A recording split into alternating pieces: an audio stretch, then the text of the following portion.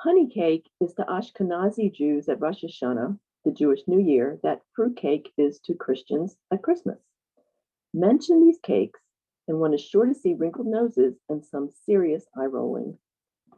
Fruit cake is often the butt of comedians' jokes.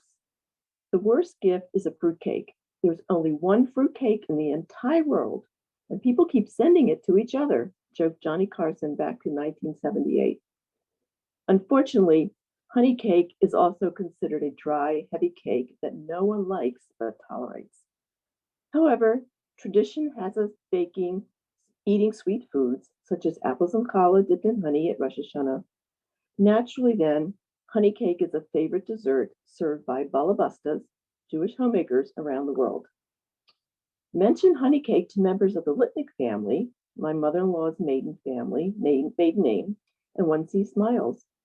Bubby Ida Litnick had a secret family honey cake recipe that she passed on to her three daughters, Selma, Miriam, and Glicka, my mother-in-law. Perhaps at one time, Bubby Ida shared the recipe with others, but at some point she said, "Forget about it. This recipe is staying in the family." Luckily for me, being a daughter-in-law counts as being a member of the family. Therefore, I got the recipe when I married my husband, Ken. What makes this honey cake so special? It has a secret ingredient that makes it moist and delicious. Quite remarkably, no one ever guesses the secret ingredient. Yes, the recipe includes the basics: flour, eggs, oil, honey, spices, but we also add raisins, nuts, and sweetened coconut sometimes. More on that soon. But the secret ingredient? Sorry, I can't share that with you. And the cake is indestructible. It can take a beating, pun intended. One relative is reported to have made her honey cake without honey. She immediately snatched it out of the oven, added the honey, and placed the batter back in the oven. Voila, her cake came out good. This cake is also very versatile. You can make it in many different shapes and sizes. If I'm making honey cake for a crowd, I bake it in a bun pan. If it's only two of us for Rosh Hashanah, I'll make it in two small or three smaller loaf pans, one to eat and others to freeze for later. You can even make honey cake cupcakes for your kids to take to school. My mother-in-law puts nuts in all her baking, including her honey cake. My family custom is to not eat nuts, particularly walnuts, on Rosh Hashanah and the days leading up to Yom Kippur. Therefore, I leave the nuts out. Raisins are an important part of the recipe, but not a secret ingredient. According to the recipe directions, the raisins should be coated with some flour to keep them from falling to the bottom of the pan.